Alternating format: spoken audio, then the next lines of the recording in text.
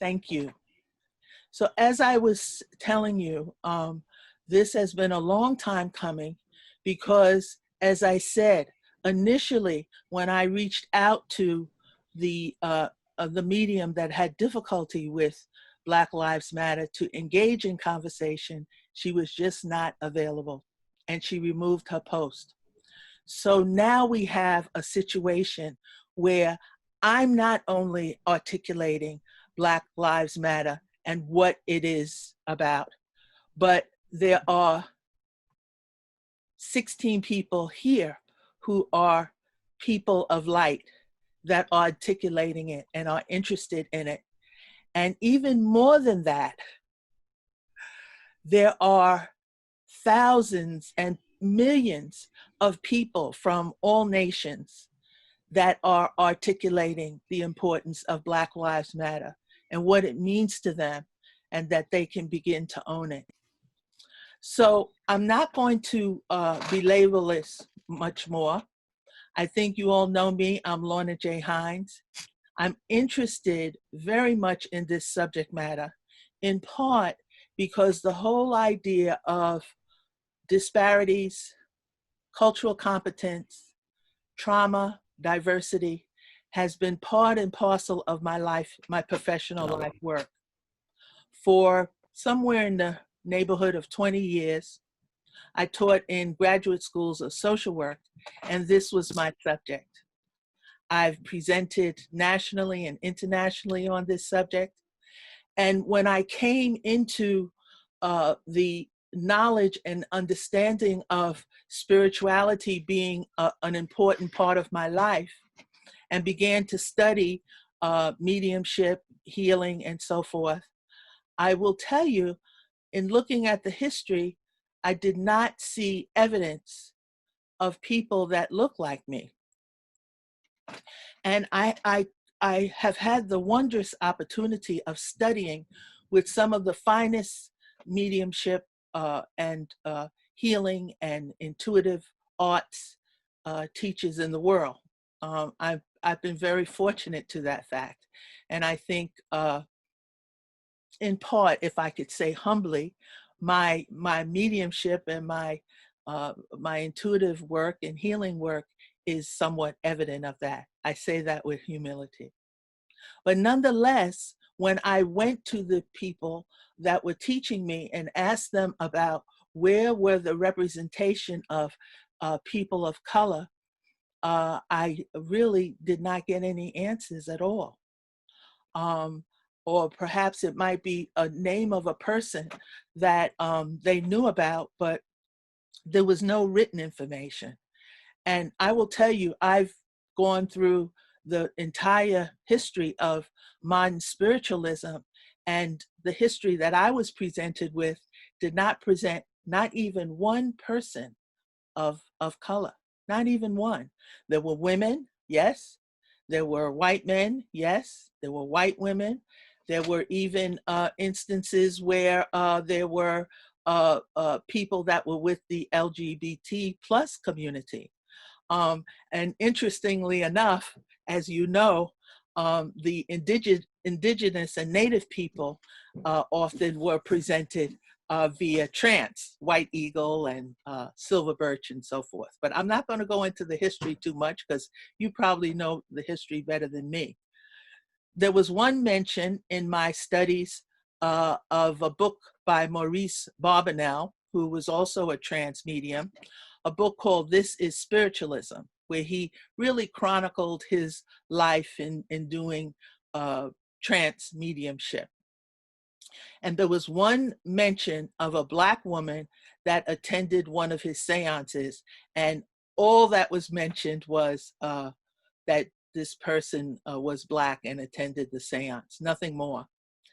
And I will tell you, it's hard for me to believe, and it continues for me to be hard pressed to believe that in the intelligence of spirit, that our wondrous Mother, Father, God would only pick white people to be learned mediums and healers and intuitive people.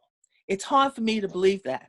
It's hard for me to believe it. And, you know, when we look at even the Fox sisters, they were a pretty much poor family. I've been to their home, and they were poor people.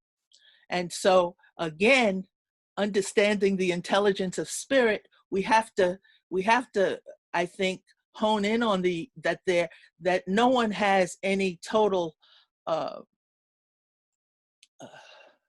has no total sense or ownership of spirit. And if we believe, as I believe, in the second principle, the brotherhood of man and women, then we know, and those were given divinely. So something happened in the course of spiritualism, something happened in the course of us being taught the ethics of mediumship and so forth. Something went awry in our education. And I think that has to do with the larger community, the community that we are surrounded by. Now, I often say to myself and to others, if you are reared in any nation in this world, you are socialized and reared in the very implicit and explicit aspects of racism, as well as many other isms that you're aware of. We're socialized in it. We see it on the television. We see it in the movies. We hear things kind of informally with the way people talk about people of color. So there is no way that we can escape it. So if we begin to own that there is a trajectory, that there is a continuum around more subtle type of racism that we experienced, on to the virulent kind of racism that we saw in the guise of Ahmaud, the recent man that was jogging and was tracked down like an animal and killed by a man and his son, or others that we can talk about that, you know, George Wallace said, segregation now and segregation forever. And we didn't know that some of the most arch segregationists had secret Black people in their family. So as I began to study spiritualism on my own, and as I began to talk to people to find out what's happening, how is it that there are no people of color that were mediums, that were healers and so forth, I began to see that we've been fooled, many of us. We've been fooled by, in some respects, this external environment that I'm talking about, where we find ourselves impacted by the horrific isms that, in fact, color the lens that we see through. We all have an ethno-cultural lens that is part of who we are. But that lens, though it's invisible, oftentimes exerts its influence in the way we see the world and the way we see others.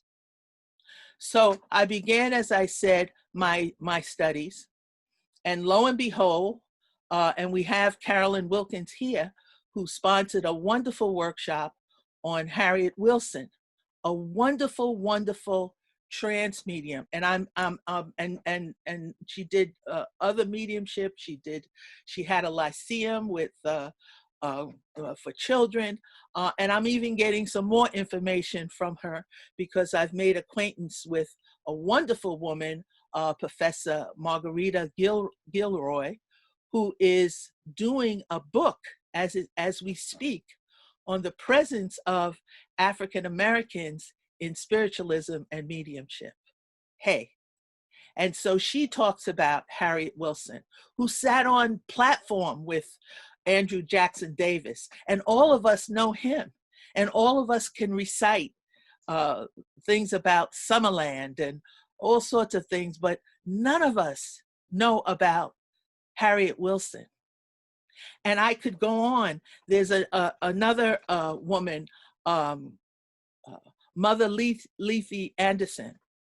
And what's interesting about her is not only was she a spiritualist and a medium, but around 1922, and you know, we've got to study history. And I hope one of the takeaways from this uh, dialogue that we have, and I know I'm doing most of the dialogue, but I got to set the scene, if you don't mind. We got to set the scene so we figure where we're going to go from here.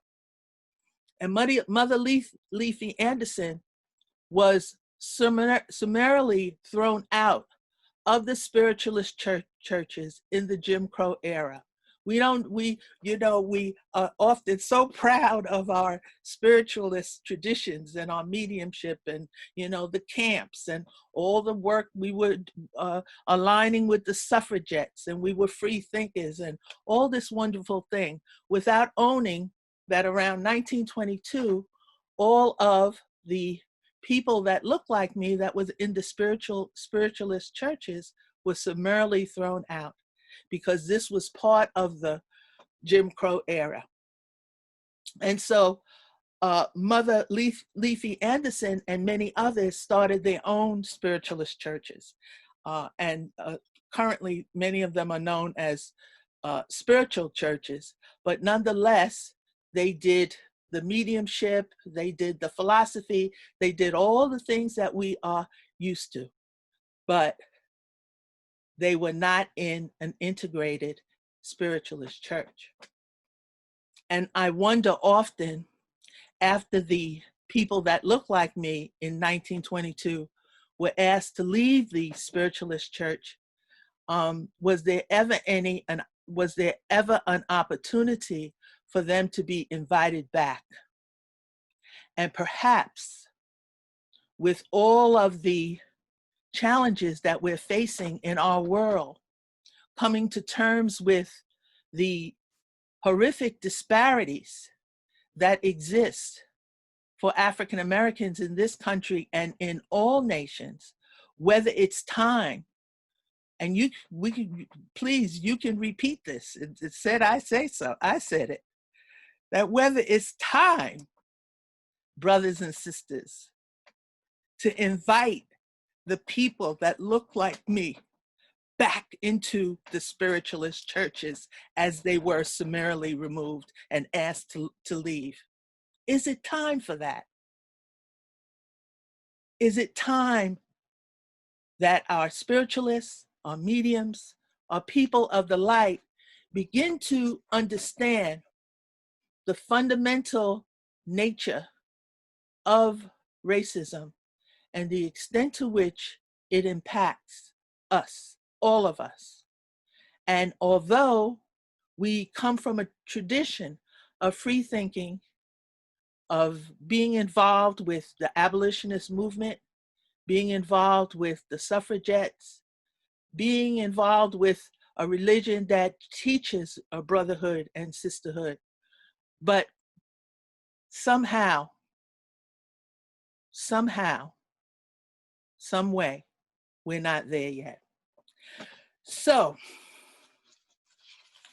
I have asked a group of friends who I feel can talk about some of these issues.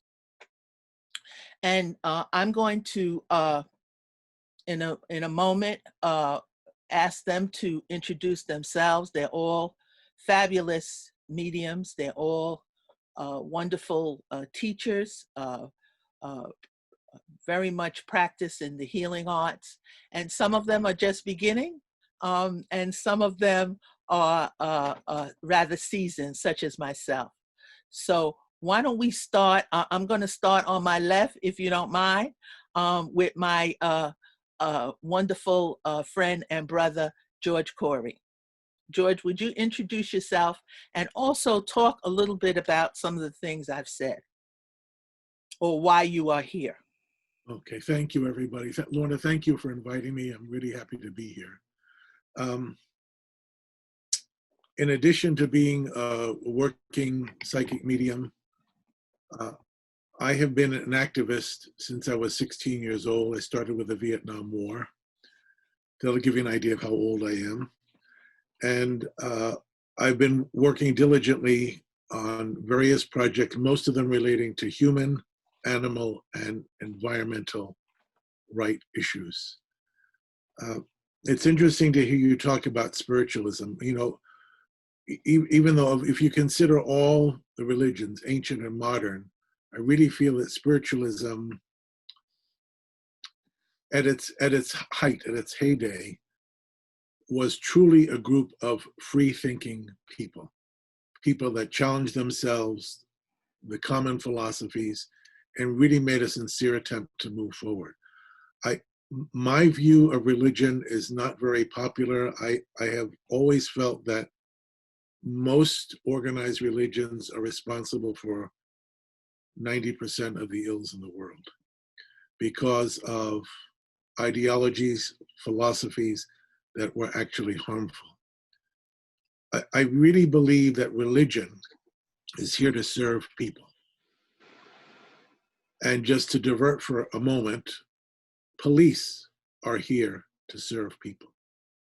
But that's not the way it is. It's flipped around right now. That communities here and abroad are actually here to serve the police and to serve religions. It's totally backward and it needs to change. I don't pretend to have all the answers. You know, I sit every day and I journal. I did make some notes. I agree with you, Lorna, that the doors need to be opened up um, in terms of, you know, spiritualism and welcoming people of color into the spiritualist tradition. There is so much going on in the world right now. We're in this soup of many types of crises, and we're facing a virus, which I believe is real. But as you look at what are commonly called the men of ill intent, those people who are finding ways to profit from the suffering of others. And this virus is a great example. You just have to look around. We're also facing in the United States economic ruin. There are small businesses everywhere that, if not already, are going to soon have to close their doors. And we also have, I feel, the number one problem now in the States is the murder of innocent Black men. There are women also, but it's mostly men that are being targeted. And I feel that, you know, in terms of myself and my small corner of the world, I've chosen two paths. One is to work in my local community and speak to everyone I can, particularly people who don't hold the same kind of values or worldview that I have, and attempt to just engage them in a dialogue. The intent is to hopefully educate someone, not considering that I'm better or know more. And it's not to criticize, but with the hopes of perhaps opening people's eyes to another point of view. And then the second direction I take is to align myself with organizations that are doing genuinely effective work. And I've worked with every type of organization here in the States for decades, since I was a teenager. My last effort was with, on the hydrofracking issue, the organization in New York called Food and Water, and some other national organizations. Of late, I've started to do some organizing with the ACLU because I feel that they're doing great work, particularly on this issue now with the police. You know, they're constantly engaging in lawsuits every day. And God bless those lawyers. They've been effective, but we need more. We really need more. So for now, I'm just going to leave it at that. That's all I have to say. And I if we have time later, I'll jump in with some more. I really appreciate being here. And you will have time. And just to clarify, George, I focused on spiritualism because out of spiritualism, historically, mediumship evolved. But I'm talking about, so just that we're clear, I'm talking about practicing mediums that don't necessarily have anything to do with spiritualism, that need to be aware of racism that has occurred and is occurring, and also need to be aware the extent to which they may be, in some respect, going along with some of this stuff, even if it's in a very non-confrontational way. One of the things that mediums and of African ancestry stresses is the importance of bringing in people of color in mediumship and in intuitive work, both as learners and sitters. And I think there is no mistake in my own experience, and I'm sure that both Michelle, when they speak, and Latifu, they will support the fact that we remained as a minority in the classes that we took with world-renowned mediums.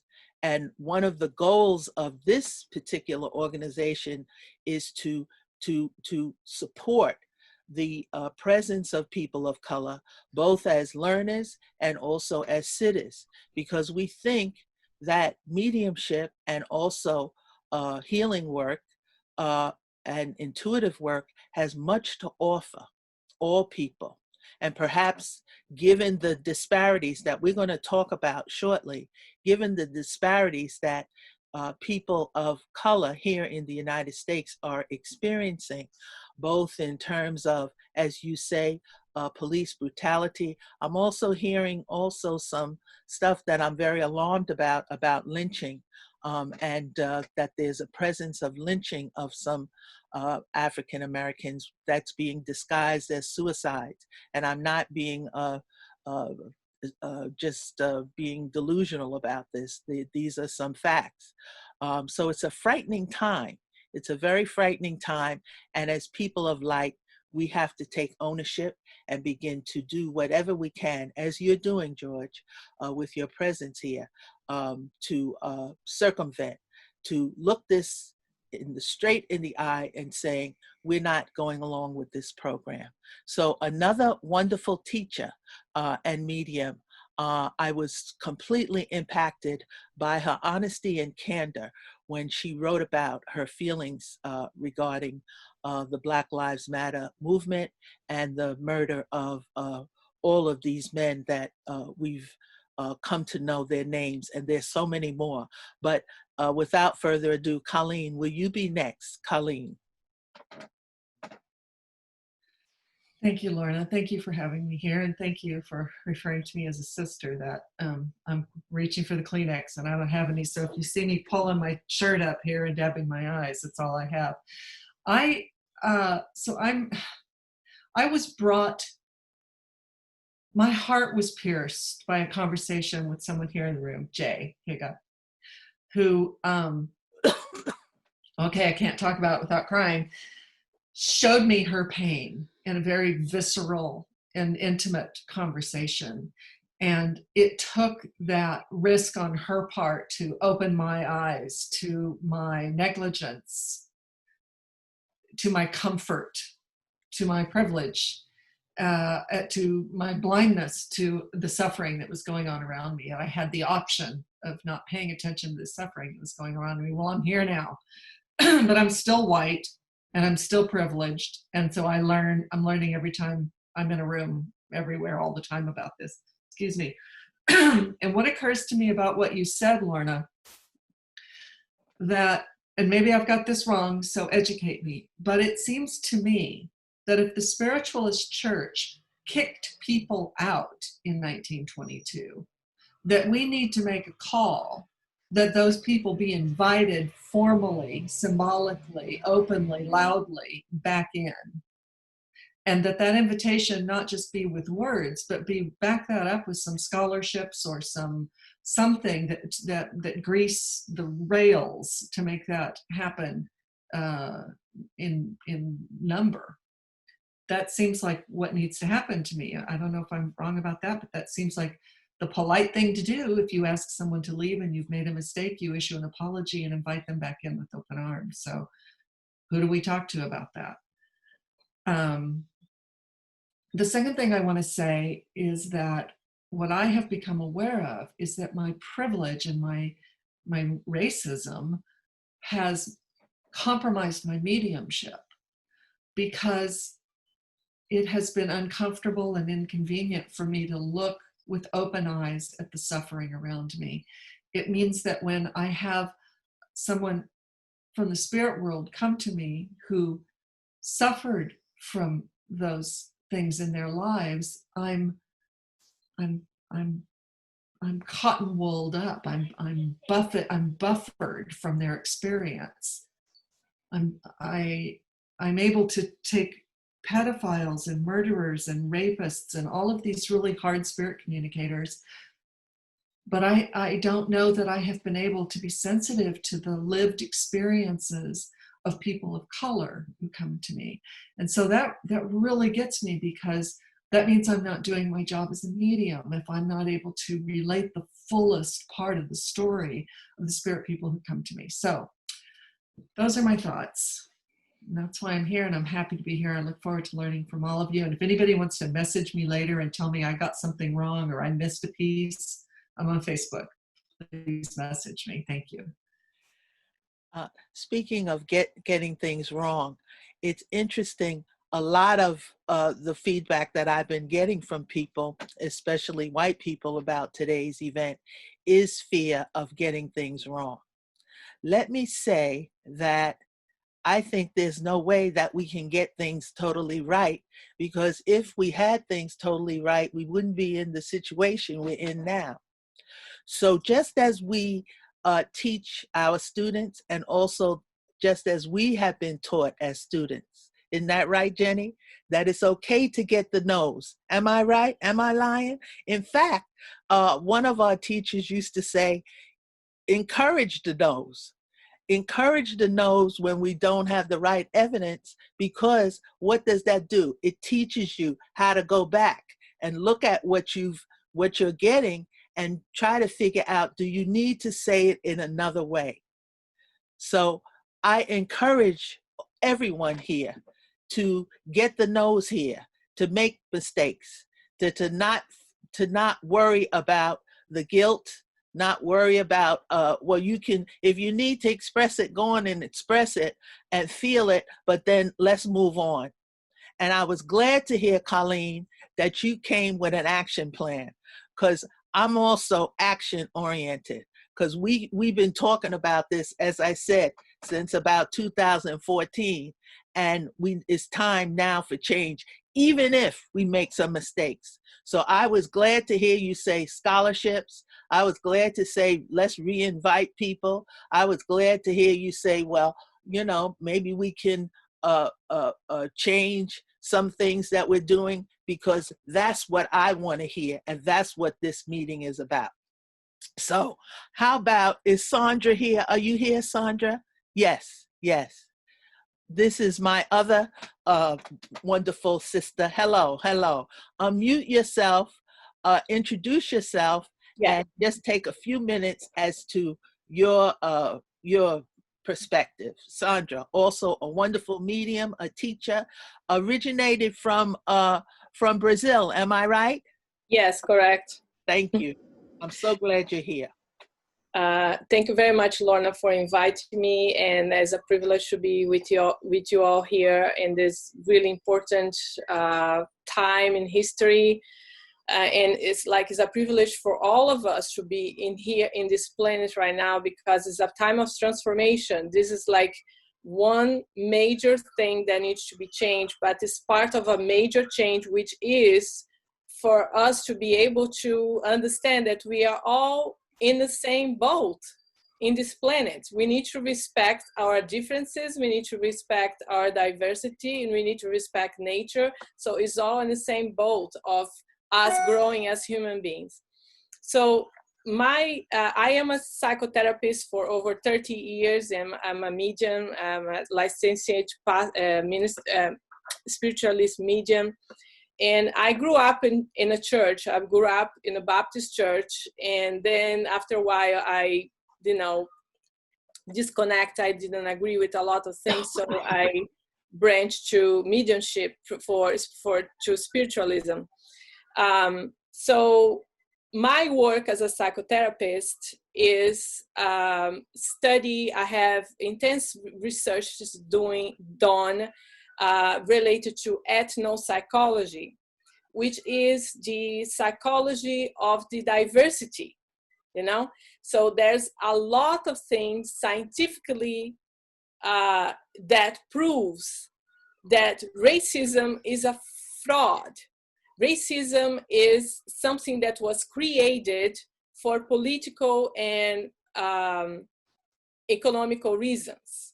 I'm not going to extend myself on the details here, but just one little thing that the archaeology has proven over and over and over, and this is not new.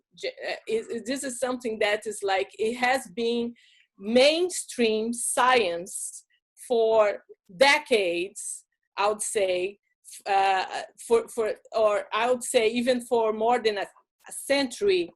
The fact that our human race is started in Africa. Our human race is started in Africa. So archaeology proves, it's not like my humble opinion, it's not anybody's activist opinion. This is science. Proves that everyone in our planet has African genes, for the simple fact that we all started in Africa as a human species. So this concept that I am white, I have nothing to do with the African heritage, I have nothing to do with those people that look different from me. This is like was created, is an illusion for power reasons, economical and political power reasons, not anything else. So, but people has absolutely, they don't want to listen, they don't want to see that, they don't want to consider, they want to be in that bubble where they think they are privileged and they are different, they are superior. When you see movies or pictures, art pictures of Jesus, they is white, like blonde, almost blonde with blue eyes and really pale Caucasian kind of features. Jesus was not white. He was dark skin. He was dark skin. Middle Eastern people is dark skin. And the Jewish at that time were not white, and now they are much more blend with European heritage. They sometimes can be very prejudiced against dark-skinned people, but they were not white either. So all those facts that are science, is science. It's important for us to dig and to kind of share with one another, to break those myths, because those myths are these things that help us to perpetrate this kind of practice and this kind of mentality that is killing people, literally killing people. The other thing I would like to share very briefly is,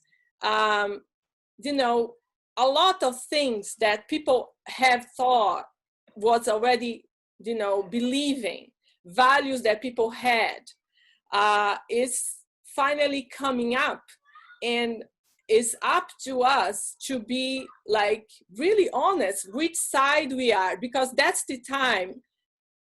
A time of crisis and transformation is a time of truth. we cannot be sick and be sane at the same time. We cannot be a perpetrator and a victim at the same time. We need to take sides, you know, and I'm going to share a little experience that I had with that was passed to me by one of my friends. So she was in a meeting with other spiritualist people, really nice, wonderful people with really good hearts. They do a lot of charity.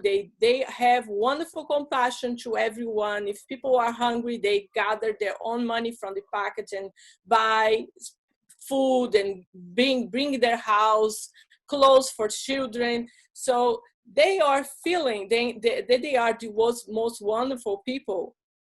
So this friend of mine is African Brazilian lady, and she was in this meeting, and they were, you know, in a casual meeting, you know, having a conversation, and then people were commenting about this whole movement, those protests, and George Floyd, and what do you think about it, blah blah blah, and then one of the medias, who are Caucasian, said, well, we should not be so worked out with those kind of things, because this creates a negative energy, and we need to be focusing on love. I think if we protest, and if we engage in those enraging kind of attitudes, we are going to lower our energy. And this is not good for our mediumship, it's not good for our spirituality. We need to be in love. So my friend, who was an African Brazilian lady, who was an extremely loving person, she is the most caring and loving and soft personality you can imagine. She heard that, and she never put herself as a victim or anything. She was like, she's very, very grounded and very well educated, have so many college degrees and etc. When she heard that, she said, excuse me, I'm your friend for years, and I think I misunderstood what you're saying. You're saying that people should not say when they are being hurt, when things need to be changed, when like a crime happens, and we should not protest because of what. And then she said, and the other lady that was Caucasian went on and on about, yes, this is a lower energy, blah, blah, blah. And then at the end, she revealed what she really thought, which is what most people that don't get involved think. She said, well, I think that this is a karmic thing. If some minorities are suffering and being persecuted, it's because it's a karmic thing. We know things about karma, and there's reincarnations, and we come back with missions that we are supposed to fulfill, and because of things we have done before or whatever. But we need to accept our mission.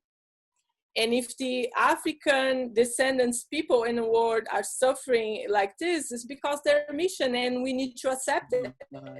Yeah. And then the conversation got really inflamed, right?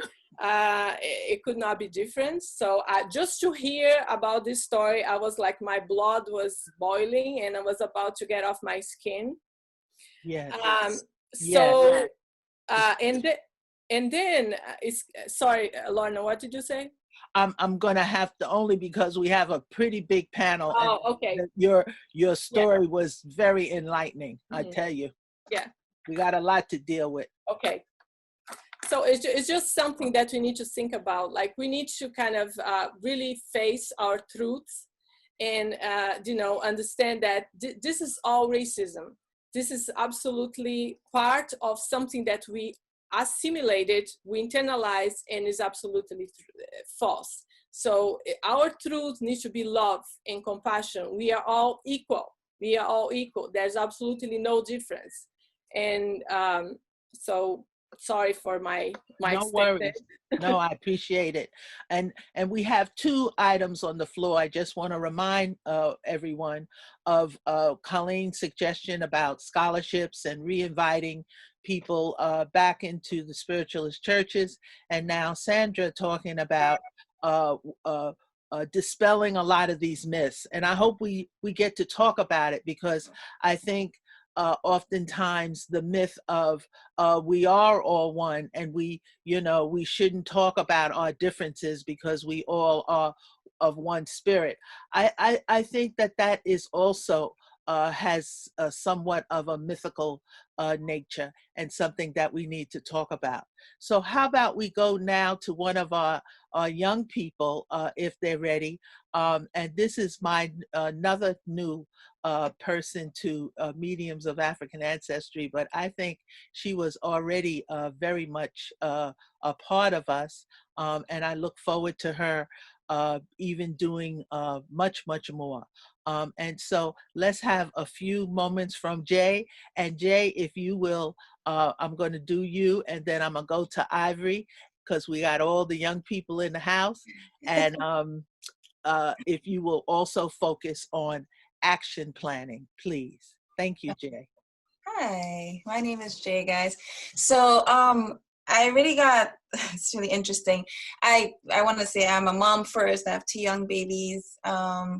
I am an educator, and I am an evidential medium. So I am from Trinidad and Tobago originally, and just quickly, just so you know, coming from Trinidad and Tobago, I have never seen the level of racism that I've seen in this country, to be honest. I mean, I know that for us in the Caribbean, I think it has a lot to do with us being a majority after slavery, and also slavery being ended about 30 years than it did in this country.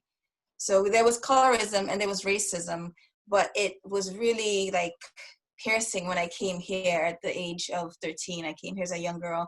And so I've experienced racism in different ways, and it's just kind of, it's mind-boggling for me. And so when I got into the whole spiritualist movement, my father passed away recently, suddenly, and that really threw me into this whole thing. But when I started practicing and getting into the spiritualist movement, I realized that one thing I was thinking a lot of, there's no one that looks like me. There's not a whole lot of people that look, I see like maybe a sprinkle, maybe 1 or 2 people that look like me. And I really was thinking of it so hard. But then when I'd hear these talks and stuff by other mediums and stuff, they always talk about, we are one, we are all one, and it shouldn't matter. It's about your heart. It's about your soul. And I believe that, but I'm like, I felt almost guilty thinking, I see no one that looks like me. And it was really hard just seeing that and thinking, my God, what is happening here? And so I came across, funny enough, Lorna a few years ago when I was listening to We Don't Die, because I was searching and researching. I'm like, I need to find a Black spiritualist, somebody who's into mediumship, anybody. And then I found Lorna about a year or 2 ago. She did an interview on Sandra Champlain's We Don't Die radio podcast. And I was so excited. I was like, oh my God, someone that looks like me. Let me reach out to her, So it was really interesting. And then kind of fast forwarding now, I got in touch with her, and she welcomed me into this group so lovingly. And I've been, since this whole thing that happened with George Floyd, and it's really, I think it's great because it really like pushed everything into the world, and people are now awakening, which is awesome. But I think that also patience and perseverance, like Lorna would even say perseverance, but also patience and compassion is needed, because me, as someone of African descent, I've been taught about race and been talking about race all my life. Like, that's not an issue for me.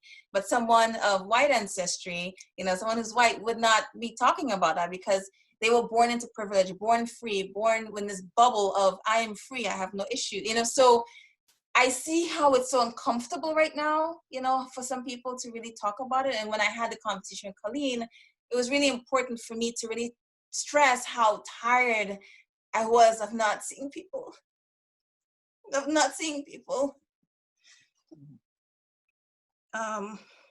just to stress out how hard it is as a Black person, as a person of African descent, living in this world every day and having to look over our shoulders and having to be prepared for certain things and having to talk about race.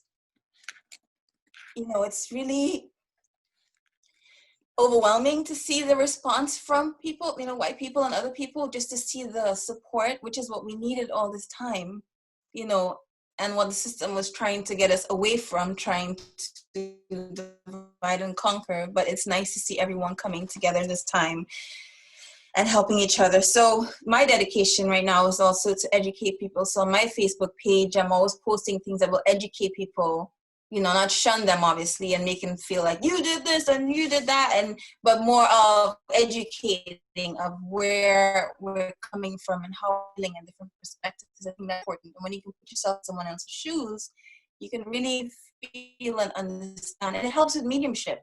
It helps you understand perspectives. You know, in classes, when I went into classes, literally people would say, this is what I get as people are practicing on me, right? They hear my accent and they go, oh, I see coconuts and palm trees. And, you know, oh, I'll get the, you know, I sense this bigger woman with a round face, you know, something else. So it's interesting how it's working out. I think Lorna got kicked off. No, she didn't. No, I'm She here. Okay, she just Yeah. think that us learning and everybody within the spiritualist some other community learning people about each other's lives and their different perspectives help our mediumship. So yeah. So thank you very much, and that's all I got to say. But while we're getting other people back, because I think other people got kicked out too. Is Lorna gone? I'm here. There we go. Okay, good. There we go. Thank you. And if you have other specific thoughts, action plans besides the wonderful idea of education, let us know further on. So how about Miss Ivy? Are you with us? Miss Ivy from Texas? She looks frozen. Okay, I think you're breaking up. Yeah.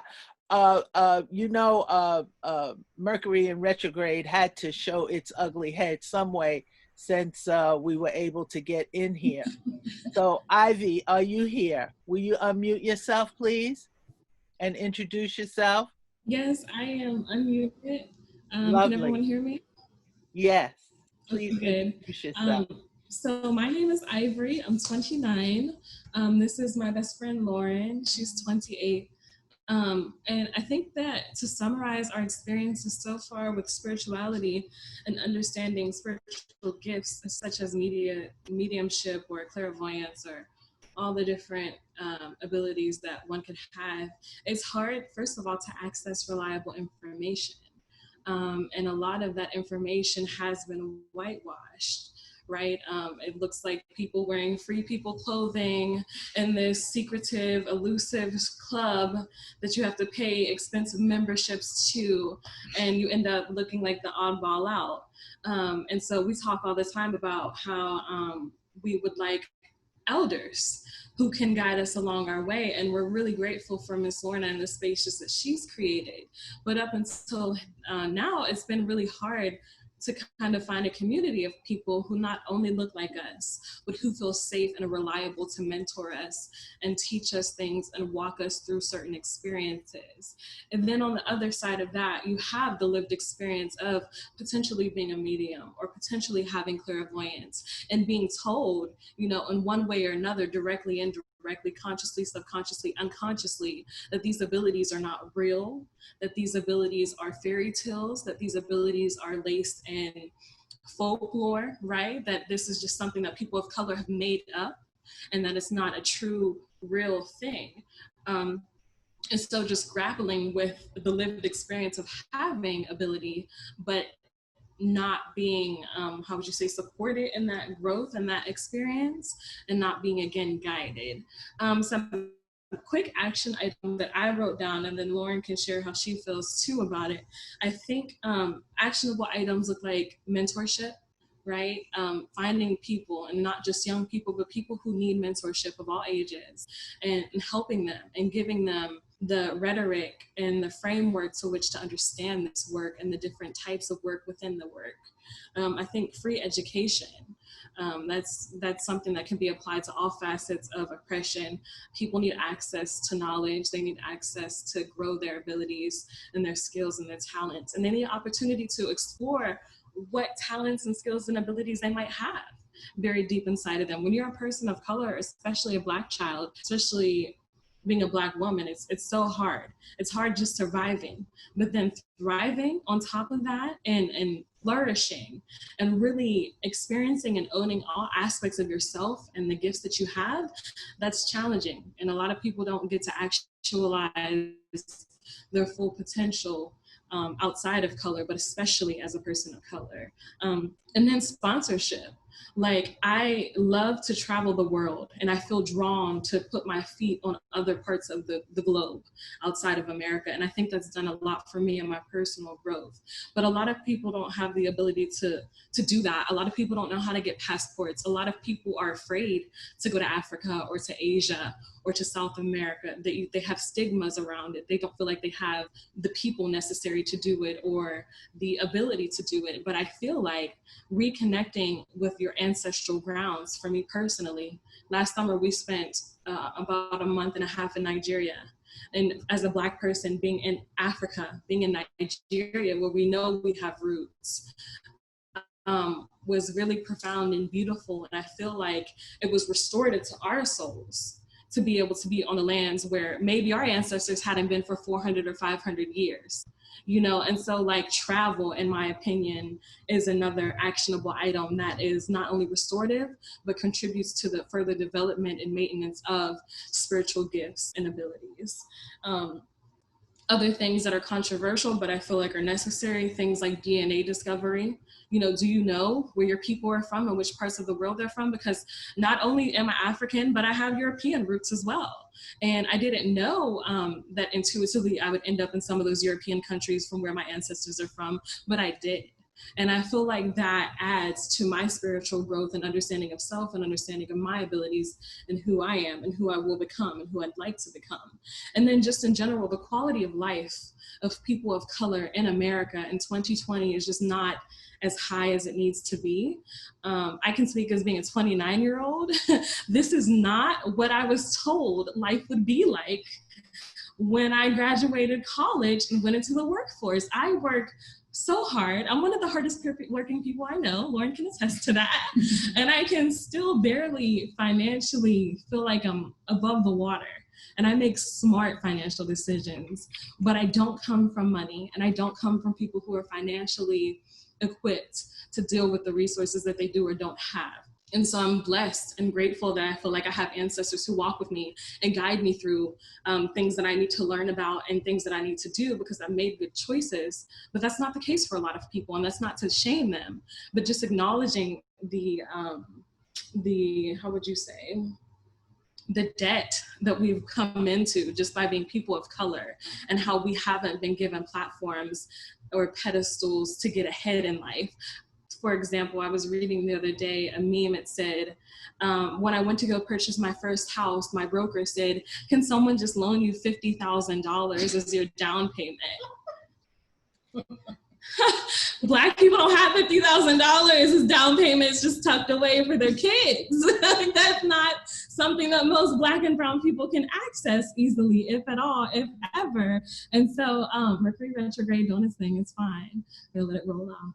And so it's just those little types of things. And like, I especially was in foster care for 17 years. So I feel particularly disenfranchised in terms of having a support system and a familial structure. So on top of being Black, on top of being a woman, on top of, you know, coming from single parent households, I lived in about 12 households. I also don't have like a stable support system to which I can go to and say, "Hey, you have $50,000 for my first house?" So, and I feel grateful and blessed that I will have those things, and that I'm going to come into opportunities to not only get ahead financially, but help other people around me and make systemic change because of the work that I feel I'm called to do. But not everyone has the ability to survive and thrive in the way that I have. And I count it all joy. And I walk in gratitude because I know that I wouldn't have gotten here without my ancestors being with me every step of the way, even when I wasn't necessarily fully aware of that. And so, yeah, I don't know if there's anything else you want to add, Lauren. I mean, just in terms of this specific conversation, I would say the biggest things for me have been rest, reflection, and remembering. So I disagree that Black women and girls should continue to be on the physical front lines. And that's come because I've done that already. Like in my youth, I did political and community organizing. I've worked in the political sphere, and she lived with me when I worked on the campaign, and it was hell. Like it's not a game that you can play if you're like, we always joke that I was just like a lamb prancing around waiting to be slaughtered because I'm so idealistic and optimistic, and you really genuinely believe that you can affect so much change. But the great experiment that is America is not really based in what everyone, Mercury, likes to believe that it is. And so I think everyone has to step outside of that illusion, and not just white people, but everyone, because even people still touting that there's an American dream that's accessible, it's a very capitalistic society. And so you have to play the game while you're in the matrix in order to exit it and get back to the ways that we should be living off of the land and interconnected with ourselves and nature. But I think that right now is the time for Black people to rest, because we've done a lot of that talking, and it's time for everyone to be introspective and reflective and figure out how they are participating in capitalism and how that is a structure that needs to be dismantled. And we need to be putting forth the alternatives for how we can live with each other. And then furthermore, just the remembering, like I'm learning a lot more about the spiritualist community and its history, but to me, I would know intuitively that it's not correct that Black people weren't there. We're indigenous to almost everything. We're indigenous to this earth. So for us to not be present in movements is not real when I can look at, my South, we are personified and has carried us and protected us. So yeah, those are mine: rest, reflection, and remembering. And not just rest for our physical bodies, but acknowledging that when we take the time to rest and take care of ourselves, mind, body, and spirit, eating, hydrating, putting up your spirit,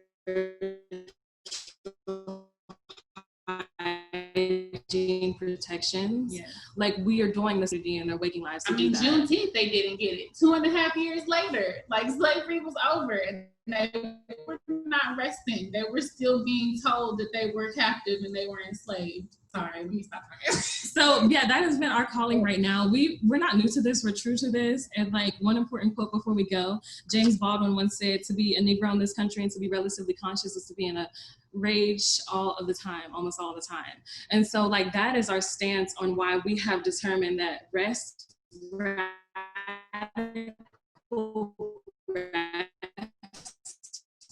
right now, very long time. I would sincerely say since at least high school. I don't know what Lauren would identify with, but this is not new. Like George is not new. There's a George every few weeks if you pay attention and if you've been paying attention. And I feel like the stars are literally aligning for change to actually happen and manifest on a mass scale. And right now we need to get ready, because this is not just a few weeks thing. This is going to be years, if not decades, in the making of serious systemic change. And so we're trying to prepare for that. And we're trying to prepare our ancestors and help support them in the work that they're doing on the other side and how they can help us on the work on this side. So thank you, Ms. Buena. We've talked enough. Yes, sorry. Thank you. Okay. But we didn't get a chance to show it, and I don't think we're going to have a chance. But one of the very important things about institutional racism is that it affects all of the major institutions in our society. And if you haven't seen it, just give a Google of Chris Como, because he very nicely and succinctly touched all the areas that were highlighted by Ivory and Lauren. Every aspect of our society, the police brutality issue, economics, employment, public health. I know a lot about that. It's all part of it. So very quickly, because we're losing people, unfortunately, how about Caitlin, a few minutes, then Michelle, and then we'll wrap up with my dear sister, Latifa. Are you there, Caitlin? Well, thank you, Lorna. Yes, I'm here. Can you hear me? Yes. Uh-huh.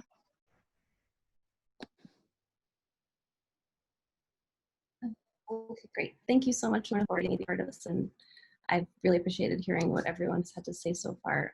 Obviously, there's a lot of work to be done in lots of areas. I did have an idea for mediumship, so I'm just going to focus on that real quick. You hear a lot in mediumship development circles and groups and communities that there's this gold standard of how we're supposed to develop and how we are supposed to become the best medium that we can be. And, that involves working on ourselves and doing our inner self-development work, sitting in circle. There's so many more, and I'm drawing a blank, should have written them down. But I think that one of those gold standards that we need to start implementing is, in addition to our self-development, working through our issues and our relationship to power and oppression, and to how that affects our lives and who we are as people, and how that affects our mediumship. And I think that just needs to be part of what we all do when we're working through, especially white people, in when we're working through our mediumship development. So going to throw that idea out, and I don't want to take up too much time because I know there's more people to talk. So I'm just going to leave it at that. Thank you so much. They're very, very interested. And we talked about education earlier, educating mediums. So I think what you're saying is highly, highly relevant. And how about, where is Michelle? Okay, Michelle, my other wonderful sister, take a few minutes, introduce yourself, and weigh in on the topics. Oh, okay. My name is Michelle Wyatt, and I'm a medium and a healer. And I understand where Lorna was coming from, because when I first opened up, I went around to learn in different places. And I can tell you that for many, many years, I was the only one. So with that being said, a lot of things that I did learn were from people, and I did have mentors along the way, but I also learned a lot from books. And so when I come upon a subject, I have to study it. And a lot of things that I learned is that a lot of what we do now did come from Africa. As a matter of fact, I don't know if anyone knows, but the Jewish, what they study, they actually learned from the Africans. So the first Jewish people were actually African, and a lot of people have not looked at that. As far as what's happening now, since George, I've been able to watch the news just a little, because it's kind of scary what's going on, because I do have a son that is 29 years old, and he does drive around, and sometimes he speeds a lot. But I also know, on the other hand, that what is going on now is above us. It's not that we have implemented, it's just that we've brought it to the forefront, and it does have to do with the ancestors. And I was telling Lorna about one day my daughter was sitting in a car dealership, and the lady comes up to her and they just start talking, and all of a sudden she says, "Oh, I'm so glad those statues are finally coming down, because me and it was like 9 ladies, they've been going to the church once a week and praying that these statues of the past, like Robert E. Lee and all of those things, come down." So this movement has been there. There's been many groups that have been praying for this change. And sometimes when I write during the day, I get a lot of things. Their voices need to be heard. They need to be louder. They need to be clear.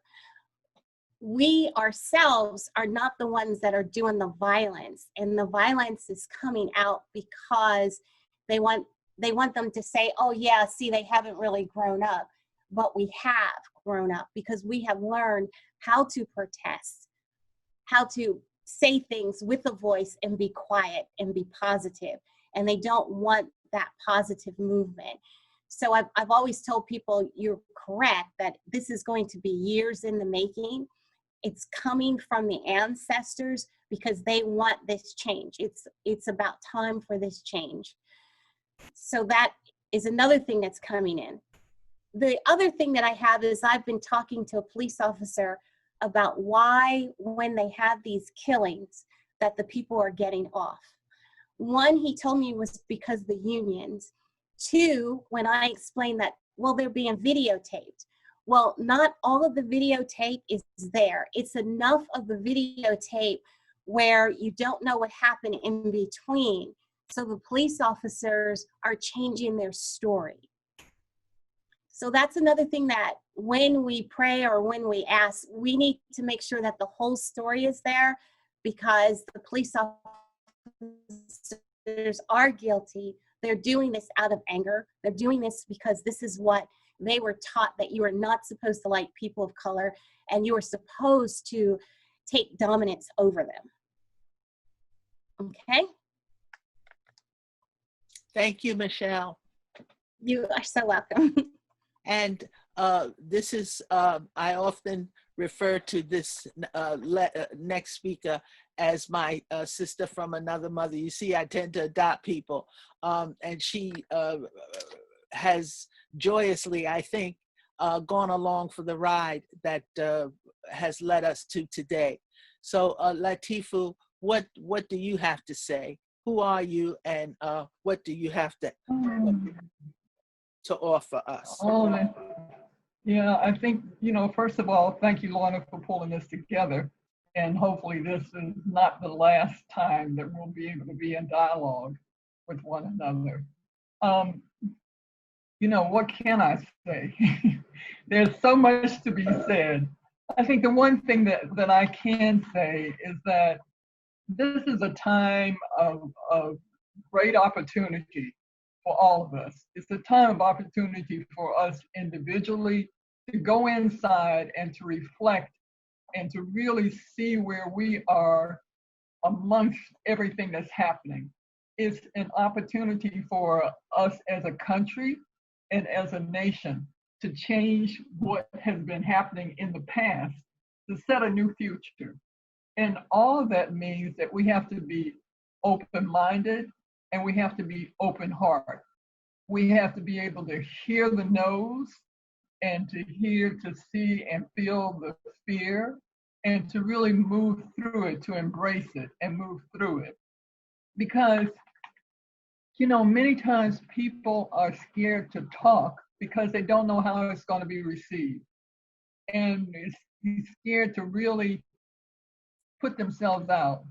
So, I think we as people of color could be impatient and say, why me? I'm sick and tired of doing this. And certainly this has happened to me. Being one who sat in at the lunch counter, I'm like, again? So, and Spirit says, yep, again.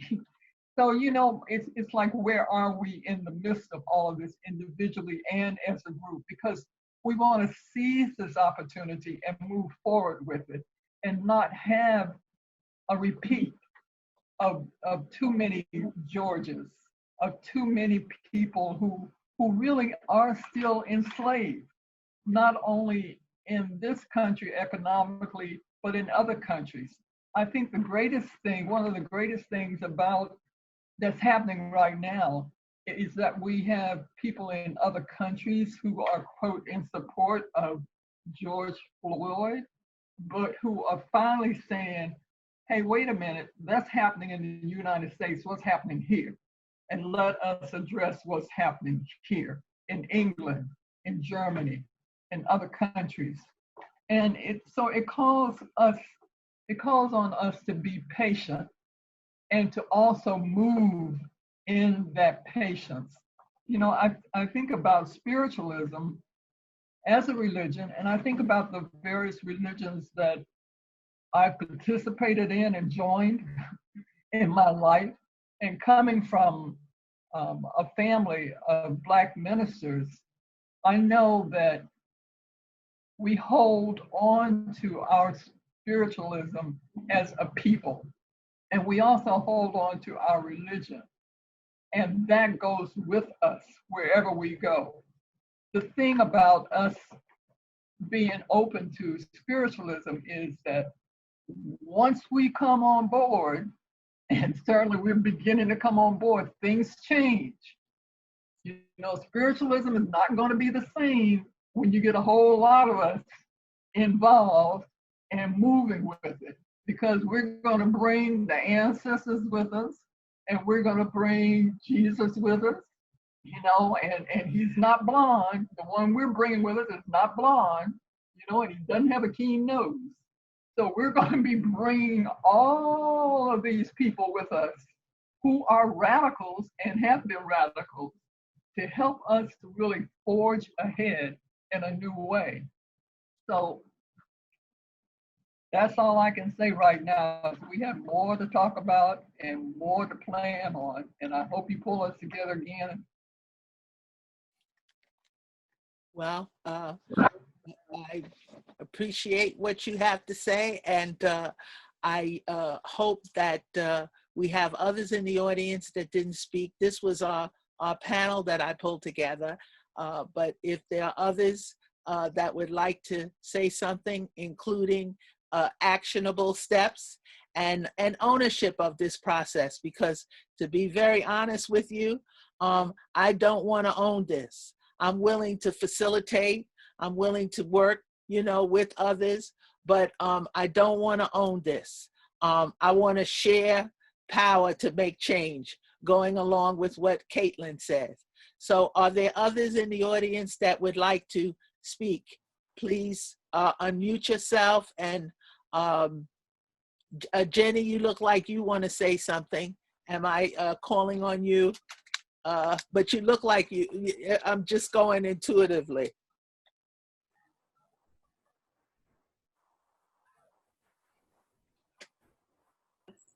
Well, you know, all this time, you see, I didn't grow up in the US. My name is Jenny. I'm a medium. I grew up in the Middle East. So I'm Arab, half Armenian. And when I was in the Middle East, racism really didn't exist until they started hiring the help, and the helpers came all from India. And then the dynamics changed. So you saw racism kind of grow in that direction. And when I came here, of course, everybody, as soon as I open my mouth, everybody thinks I'm white, at least until I open my mouth. And once I say the words, because of my accent, they go, oh, you sound weird. Where the hell are you from? And I've been seeing it like when I've been applying for jobs and things like that. And they go, oh, you're not from here. Your name is American, but you're not from here. And I don't get hired. Mm. So I'm seeing it like from both sides, but there is a lot of racism here. And I think the simplest solution would be if everybody owns what they've done wrong. So for example, if I say, for example, in all those years I've been ignorant and I've been a racist and I'm sorry, but I need to change this. They need to own what they've done and say, I'm open now and I want to change things, instead of saying, oh, I never said that, or I never did that. Well, you did that with me. You're doing it with my friends. My son gets mad because he doesn't see color. He considers himself an albino black, which is funny because he grew up in he went to a school and it was majority African students. So he never saw color. I don't see color when I do readings. So if everybody owns their mistakes and is more open to accepting everyone, I think the world will be a better place. And I agree that, you know, you need to stand up for people. I mean, our job is not to be passive. Our job is to speak for the people that can't speak for themselves and defend them. We need to be the voice of the people that have no voice, basically. So that's what I wanted to say. And I don't know how I can top up what everybody shared from the heart. So anyway, thank you for including me. No worries. It's a pleasure. How about anybody else would like to speak? Unknown caller. Don't be shy. Miss Pamela, Romitris, we don't see you. Absolutely. Absolutely. Well, yeah, I will, I don't mind speaking. I just wanted to make sure that my toddler, he's been running in and out of the, in and out of the kitchen, but I would love to speak. And my husband, you're lucky, he just left the kitchen and he's in pajamas. Again, it's almost 11 o'clock at night here in Norway. So hello, everyone. I'll share my 2 cents. And I just have to say the fact that it was nearly 20 of us today or tonight or wherever you are in the world just shows that we're making progress on some level. I mean, there's 20 of us from different walks of life, from different backgrounds, from different locations around the world. And it just humbled me. I mean, I was just having tears of joy. So with that said, we are making progress, but there is much more that we can do. And I keep hearing you say, Lorna, action steps, because, you know, this has been going on for way too long. Racism, sexism, you know, just all kind of isms. And it's like, you think we would get a clue by now, but on one level, we're only human. But on another level, it's just ignorance. And, you know, some people say ignorance is bliss. And I just say ignorance is a choice. That's what I feel. I'm not here to say that I'm correct, but ignorance is a choice. And I'm just gonna give you a small example. I live in Norway, and I think it was either Jay, I think it was Jay or one of the other women of color saying in this mediumship movement, there's only specks of us. And I know when I was, I've been in mediumship for like 20 years, and each time I've gone to a course or mentoring, it's like I'm one of like maybe two. And so, and I would always question why. I mean, we all are spiritual. If you know, if we're a human being, we're spiritual. That's our birthright. But many of us, we choose to develop or strengthen our gifts. But why are there such a small number? And I've been questioning that for many years. So I'm just going to approach this from a couple different angles without taking too much time. And so one of the things that just came to my awareness is not only the people who are not of color, you know, just to be blatant, it's not only the white people who possibly, like I said, I don't know the answers, possibly not giving us a chance because of history, because of judgments, because of biases, but it's also our own limitations. For instance, I was born in Indiana. When I have events in Indiana, my own family doesn't come. My family is Black, they don't come, you know? My Black friends don't come. It's usually the white people who come. And I'm like, okay, you're my mom, you're my uncle. Black people, I don't know about you, but I have a huge family. None of them come. But no one's telling them not to come. And it's because, to me, I feel like they're so based in this religious thing. It's not of God, it's not of the church, or it's not, whatever excuse they have. I'm like, okay, here we go. And I don't have the energy to deal with it. And so, but I'm not going to judge it. I'm thinking, I got my gift from somewhere. I know I got it from all you, but I'm the black sheep of the family. I'm the one that has chosen to use it. And they're not using it. They have it. I got it from somewhere. So I feel like it's a lot of religious stuff attached to it. You know, that's one part I'm going to say. And then I feel like the non-whites have labeled our gifts as voodoo. I mean, a lot of cultures, indigenous people, Black people, anyone that has this rich background in culture, we had our own way of communicating with spirit and just bringing spirit into our life, from the simplest of ways to the most magnificent of ways. But the white man or whoever, you know, like I said, I'm not judging. I'm just saying the non-whites labeled it as voodoo. So of course it's going to be downplayed and seen as an evil thing by the Black people. But then as soon as the people who are not of color, white people, do it, then it's like, oh, you know, let's call this, you know, another name and then let it be okay. So I feel like a lot of it, again, is not only the non-colored people, it's our own people too, because we've been brainwashed or trained or, I don't know, indoctrinated to believe that it's bad. And so I remember when I was coming out of the closet, I'm like, none of my family supports this, and it makes it hard. So so I wanted to say that it's not only the non-whites. You know, I want to bring up religion. Okay, and then with me being one of the very, it's not so many I'm one of many, just not very many Black people in Norway. And so when I first moved here, I've lived here 10 years, and I lived in most of my adult life in Los Angeles for 10 years. We moved from Los Angeles, which is a melting pot, and then moving to Norway, which is like, I don't know, if I were to take a guess, 1% African American. I was challenged in many ways to be who I am as a medium, as a healer, as a coach, as a public speaker, because for one, I know the language, but I'm not fluent.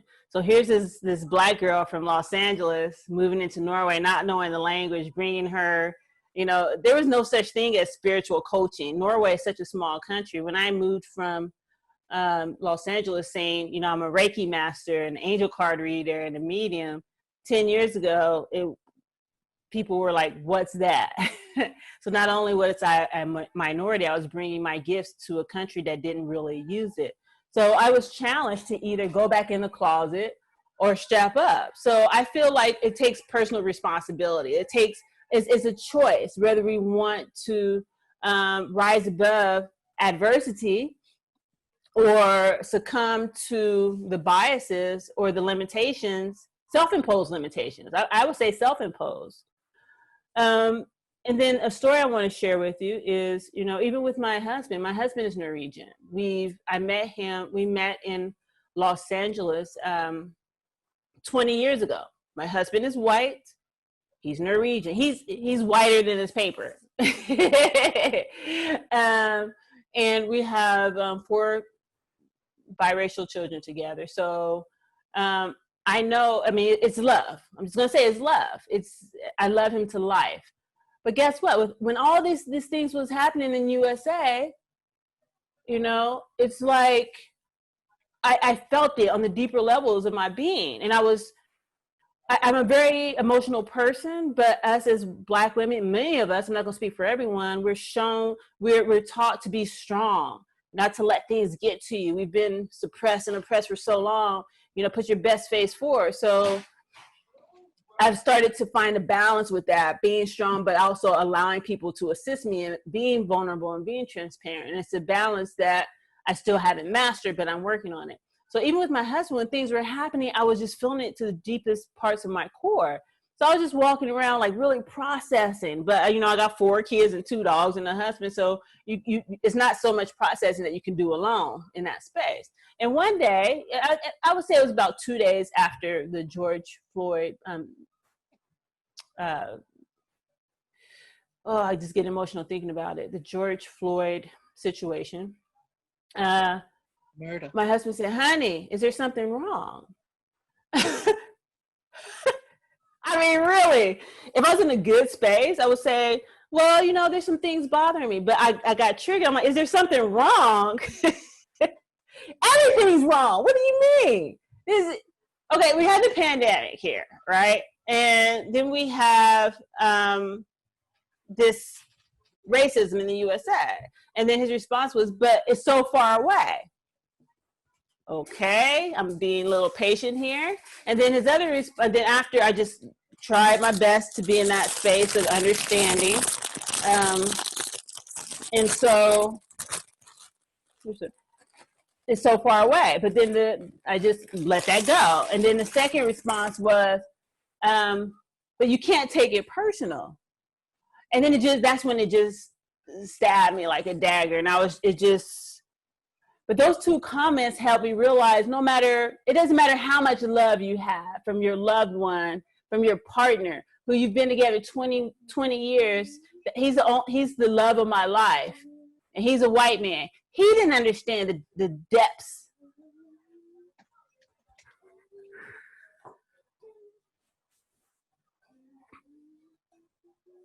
how it affected me. And so the action step I would share with you guys is we just have to share more of what's bothering us, share more of what's going on inside. We don't have to be strong all the time. We don't have to, a lot of us are teachers and healers and coaches, and we're always taking care of other people, lifting them up, but we have to take time to lift ourselves up. So we have to share what's going on inside with the people who are close to us, especially our white friends and our white families. Sharing, but also asking them, like, what do you think about this? He didn't even think about asking me until he realized something was wrong with me. But I take responsibility for that too, because I could have taken responsibility and said, you know, what do you think about this situation? But a lot of times we don't want to open up that can of worms because it's uncomfortable. Like Colleen said, you know, and Colleen being a white woman, it's an uncomfortable conversation. So we need to ask. We have to be proactive in our communities. You know, I would say it's a challenge here because it's not really a Black community here, but I can be proactive in other ways. You know, I can't step into those limitations I'm creating on my own. So I have to think of proactive ways to educate or to contribute to educating my white friends and colleagues. And then finally create, I would say, just create positive opportunities within ourselves to be the example that we want for other people of color. For instance, I'm really not one of very little one Black person in the course, you know, and sometimes I would say it's this voice in me like, okay, Remy, just be on your best behavior. You don't want to be up against that stereotype or whatever. And you know what? If any of you who are non-white, you have to say that crosses your mind. You don't want to have that stereotype. I have to say it sucks. And when I'm thinking about it, I'm like, what? I should be able to just be myself. But if I'm surrounded by, in the mediumship world, colleagues who are all white, they're not going to really understand where I'm coming from. If my husband can't understand, how are they going to understand? So I feel like, you know, it's not only a white thing. It's just about education and knowledge and being proactive. As I said, my family don't even come to my events, and they're Black. My husband didn't understand. We've been together 20 years.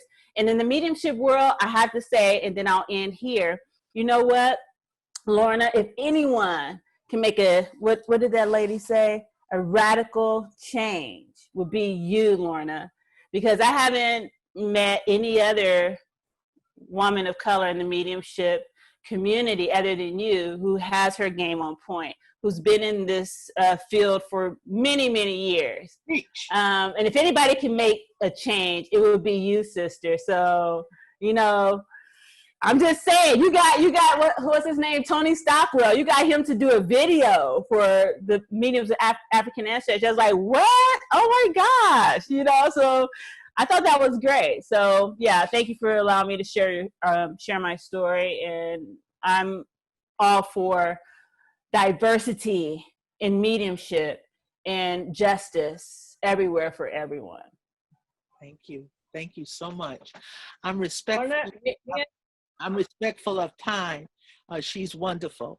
And I understand if you have to go, I understand. I will stay here with you till dinner time, because then I know I'll be hungry. And Jenny knows I like spare ribs, and I got a whole bunch of them slowly cooking in beer. So, and the smell is intoxicating. But Michael wanted to say something, I understand. And so I'm willing to hang in there. And then hopefully, wait, we didn't hear from Pamela. If you want to speak, say something, Pamela, I'm interested. And then we can hopefully wrap up and summarize. Thank you so much for the chance to just chat.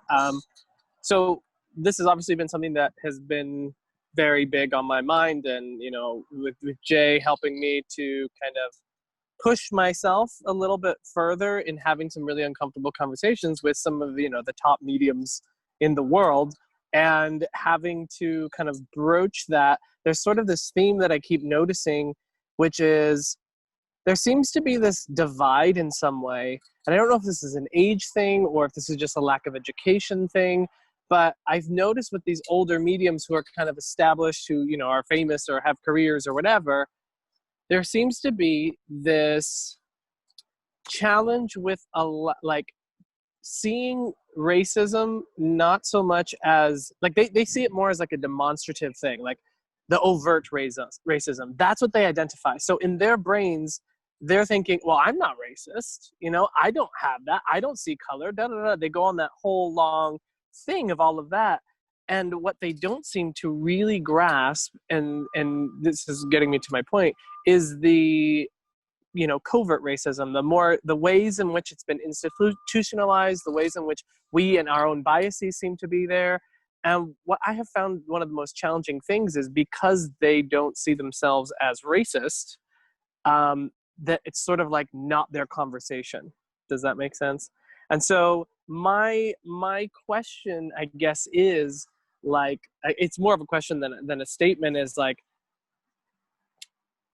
through education, right, is the way that we do that. But it's like, how do you navigate that? Because I feel I'm particularly good about talking about this topic, and I feel like I've gotten a lot of people to really see, you know, the bigger picture and realize, oh, okay.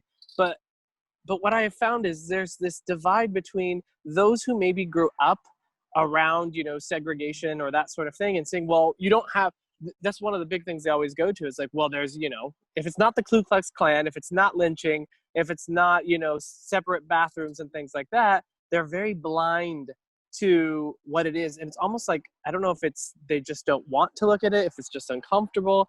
But I think that what I think we would need to do is figure out a way to have those conversations and be able to break it down for people. I know that it's really ultimately up to the individual to want to learn and want to be open, but I think for those of us in the spiritual community, in the mediumship community, like, we have to learn to work around, or like discovering what are the consistent arguments against looking at this as a serious thing, if that makes sense.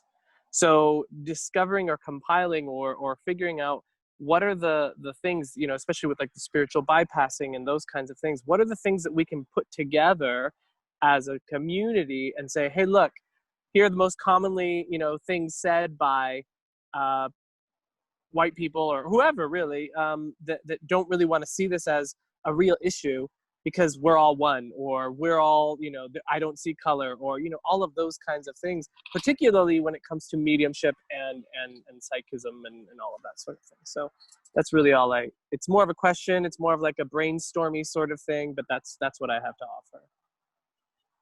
Well, I think it's a lot to offer, Michael. Thank you very much. I think it goes along with what Sandra was talking about. And maybe what we can do is, out of this group, we can have maybe a smaller group or a subcommittee that would address the different suggestions we're making about how to move forward. What do you all think of that? A smaller group, you know, scholarships and that thing, myths or commonly held beliefs about mediumship and whatever, educational, you know, have different subheadings. What do you think about that? I think it's a wonderful idea, because there's so many things that need to be done in different layers in order for us to have the effect that we want collectively. So there's psychological education, even like work with children, working with children to break myths, to break racism. There's racism implanted in kids' minds. There's a lot of study that show that, you know, because of the family's biases. So there's people that, you know, there's a lot of exercises that groups like therapy, even like therapy specifically to break racism and break myths and stuff. education, access to, like, even for both sides, for people that, like, for example, Romitris mentioned about, okay, I don't see my family who is African descendant to support me or to attend the same things. There's so many things that they are also avoiding and they are not aware. Like, for example, we are all exposed to prejudice when we embrace the mediumship thing, right? It's still not a mainstream thing. And then when you come to a background where you are already oppressed, you need to belong. You need to make sure that you belong to groups that is less confrontational, like mainstream religions. You need to kind of dress in a way that's like kind of blend with the culture, blah, blah, blah, in order to protect yourself from, standing up or to feeling less oppressed. So all those things, but those changes, for example, this thing that Lorna is doing is a wonderful thing, because then more and more African descendant people can feel comfortable on joining. They can see people that are related to them, and then more and more groups are going to branch out, and they don't feel as, isolated or stigmatized, and on top of everything else that they already suffer. So, sorry. Lorna, I have to say, we were talking about letting mediums in the spiritualist church.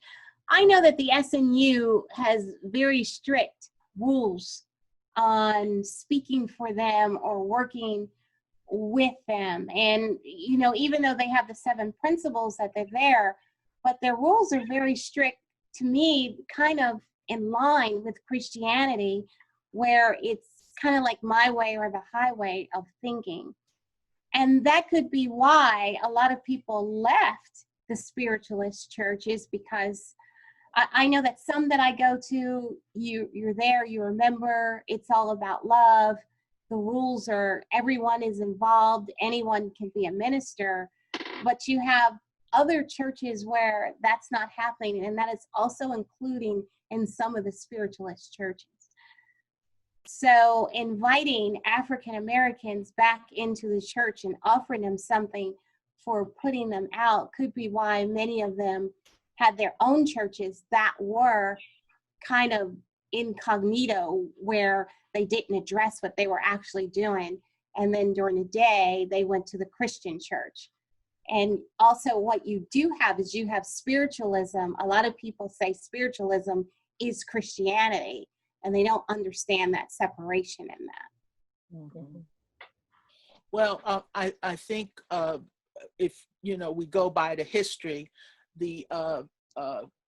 after the Black spiritualists were ejected from the spiritualist churches around 1922, they formed their own churches. They didn't call it spiritualism, they called it spiritualist. And I believe some of those churches are still around. And Mother Leafy Anderson that I mentioned, she had several churches in New Orleans and also Chicago. So, and last, if you look at the 7 principles, and especially the second one, it stresses the point that we're all part of a human family.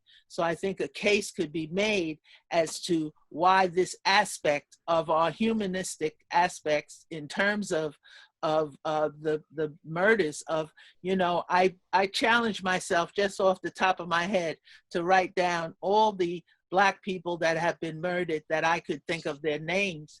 And it's so many names. I came up with 11, but there's much, much more to add to that. Yeah, there is a big list to that. And like I said before, I was talking with a police officer, and he tried to take the conversation and change it and say, well, so many white people were killed also in the same fashion. And then I turned around and I said to him, well, Black people were killing each other in schools, but they didn't take action until it started happening in the white schools.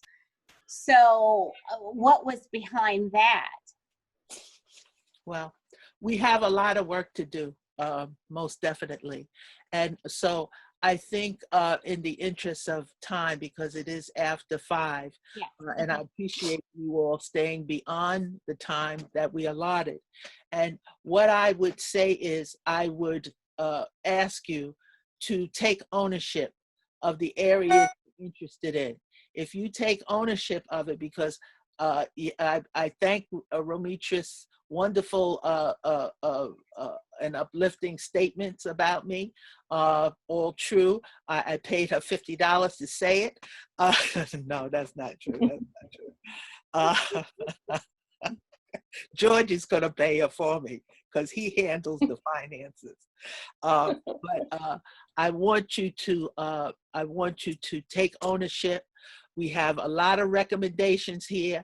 I will post them on the Mediums of African Ancestry site, but I want you to get back to me and say, Lorna, where's Michael? You know, Michael, I have to adopt you too. I hope you don't mind. I do adopt people.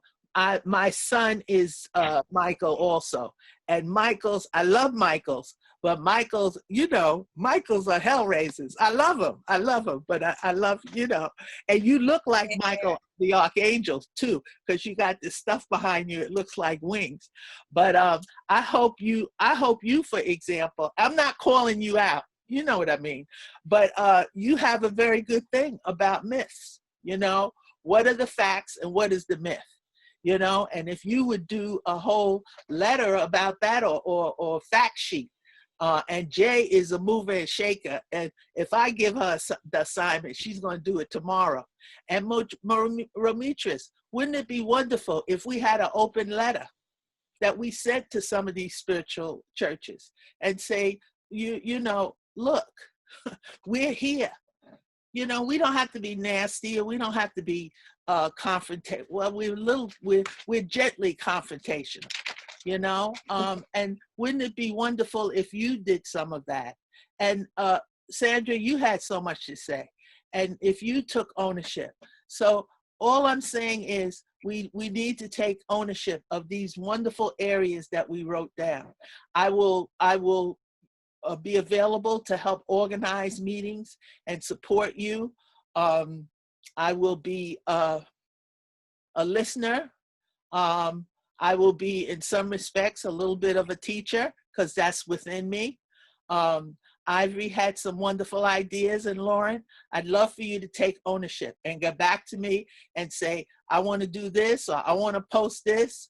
Because we have the Mediums of African Ancestry, and we also have all the other groups that we belong to, right? We have, I know each one of you probably belong about 25 or 50 different groups.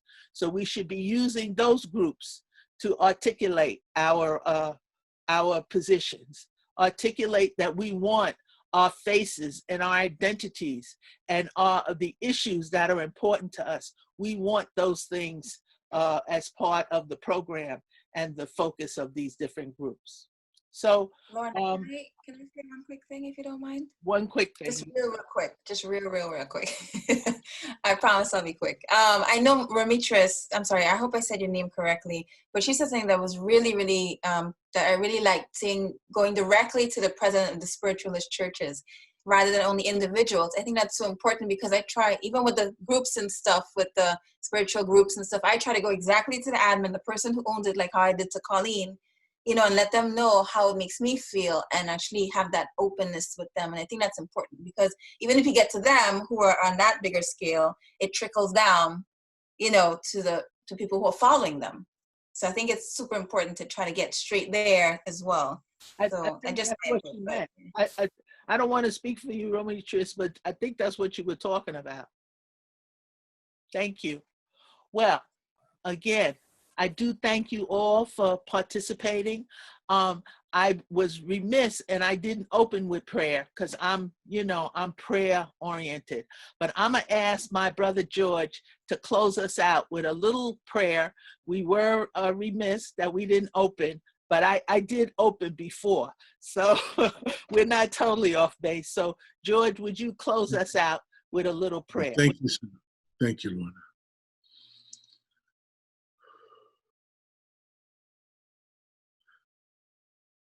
We say thanks to God, to Source, Mother, Father, God.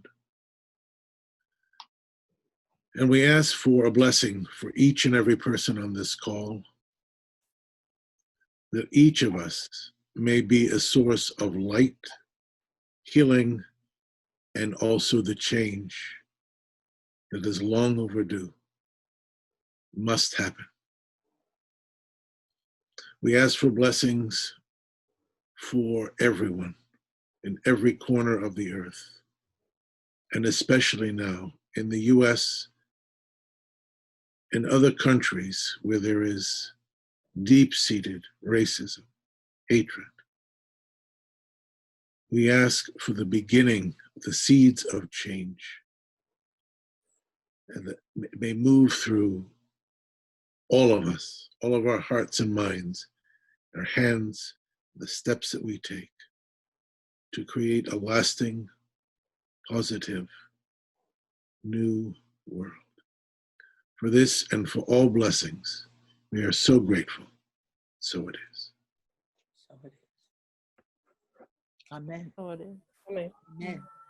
I'm willing to stay if you want to say anything to me or whatever. Thank you, George, and thank you, Spirit, and thank you for all the Spirit persons that came through to help us, to guide us, because we came in talking about a lot of different things, and we are leaving with some semblance of a focus.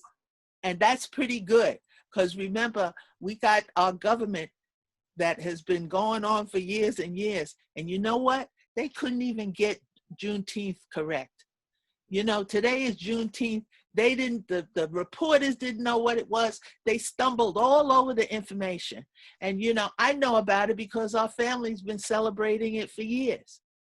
It's being celebrated because people in Texas, the unfortunate, horrific, enslaved people in Texas didn't know about the Emancipation Proclamation until 2 years after it was initiated and implemented.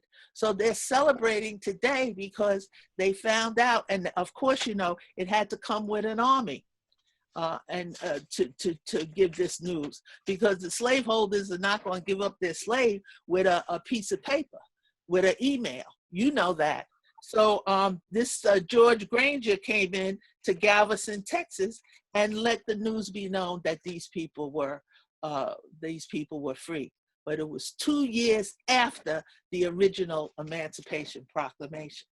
So we're still trying to get it right, and we haven't gotten it right. So we got to know our history. We got to know what's going on. We got to listen to what's happening, and then we got to act. So thank you again. God bless you. God bless your families. And thank you so much for participating. And I'll hang out here. Bye-bye. I know you got to go, and stay in touch. Don't let this thing just drop, because that's been the history. That's why we have all these deaths. Okay? Eric Gardner, Sandra Blaine. I'm going to say their names. Philip Pennell, you didn't know about him, 1990. He was shot in the back here, right in the town where I live, 16-year-old boy.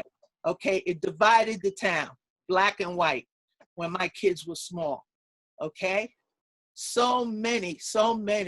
Ahmaud, this latest woman, Breonna Taylor, the other woman, Atiana, that was sitting in her house minding her own business, playing a video game with her nephew, and she shot. The other man that was eating ice cream, and the white police officer came into his house, so-called mistakenly, and shot him while he was in his underwear. And you should know too that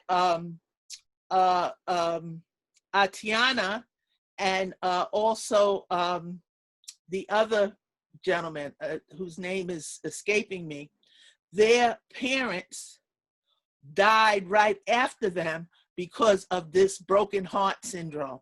That is a medical fact. You'll talk about that too, maybe, Miss Sandra, because oftentimes when these family members experience the death of their loved one, they go through this broken heart syndrome where they have an actual physical problem with their heart after they have the loss of their loved one. So say the names of these people. Harriet Wilson, Don't forget her. Harriet keeps coming to me. I know, I know I'm not crazy. I had many years of analysis, and Dr. Latifu have certified me sane. So, and I'm hearing her because she wants her story told. Mother Leafy Anderson, they all want their stories told. They want to be part of the history books. They want to be recognized that they were strong mediums. They were trance healers. They were doing all the stuff that we are doing right now. Yes. Say their names. Say their names.